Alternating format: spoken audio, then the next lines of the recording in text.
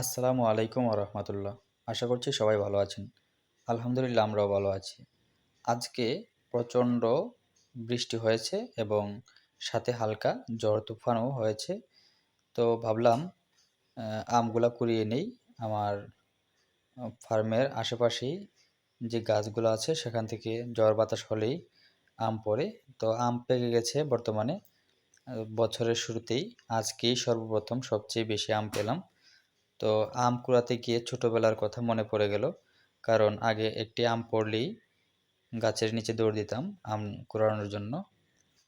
তো একটি প্লাস্টিকের ঝুড়ি নিয়ে আম কুড়ানোর জন্য বেরিয়ে গেলাম। তো অনেকগুলো আম পেলাম আলহামদুলিল্লাহ।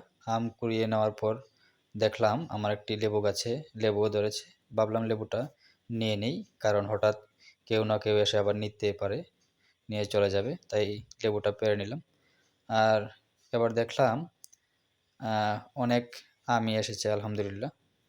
আর এদিকে আমার ভেন্ডি গাছ এবং কলম শাক যে গাছ আছে সেখানে অনেকগুলো পানি লেগে গেছে। আর এই পানি যদি লেগে থাকে তাহলে গাছের সমস্যা হতে পারে, তাই ভাবলাম পানিগুলো ছেড়ে দিই। পানি ছেড়ে দিলাম। আর এদিকে দেখলাম আবার একটি পেয়ারাও পেকে আছে। তো একটি বাঁশ দিয়ে পেয়ারাটা পেড়ে নিলাম। খুবই পাকা পেয়ারাটা এবং দেখতে অনেক সুন্দর। তো পেয়ারাটা পেড়ে নিলাম। পেয়ারাটা পেড়ে নিয়ে অসাধারণ, অনেক সুন্দর পেয়ারাটা, অনেক ভালো লেগেছে। তো এদিকে আবার আমার এই যে পুষ্টি বাগানের পাশেই ফুল বাগান, ফুল বাগানের ভিডিওটা করে নিলাম সাথে সাথে। আর আমগুলাও কিন্তু দেখতে একদম ফুলের মতোই ফুটে আছে ভিডিওতে। মাশাআল্লাহ অসাধারণ লাগছে। তো গতকালকে আহ, বৃষ্টি হয় নাই এবং কয়েকদিন যাবৎ রৌদ্র ছিল, যার ফলে কিন্তু সবগুলা গাছপালা সব কিছু কিন্তু শুকিয়ে গিয়েছিল। তো আমি গতকাল সন্ধ্যার পর থেকেই প্রায় রাত্রে 11টা পর্যন্ত সকল গাছে আমি কিন্তু পানি দিয়েছি এবং কাজ করেছি। তো আজকে বৃষ্টি হয়েছে, বৃষ্টি হওয়াতে আমার জন্য খুবই উপকার হয়েছে।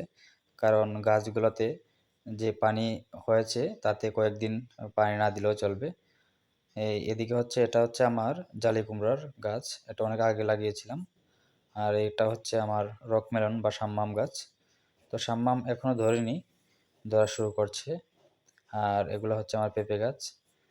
তো পেঁপে গাছেও কিন্তু আমি গতকালকে ঘাসগুলো বেছে দিয়েছিলাম, আগাছাগুলো যেগুলো ছিল সেগুলো বেছে দিয়েছি এবং পানি দিয়েছিলাম।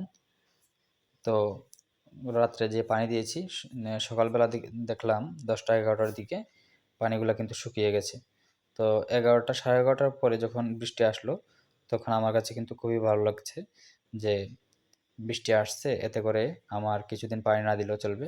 আর সকাল ভোর থেকেই কিন্তু আমি আমার খামারে কিন্তু কাজে ছিলাম, কারণ বিভিন্ন গাছ পালা লাগানোর জন্য মাটি প্রস্তুত করছিলাম আমি।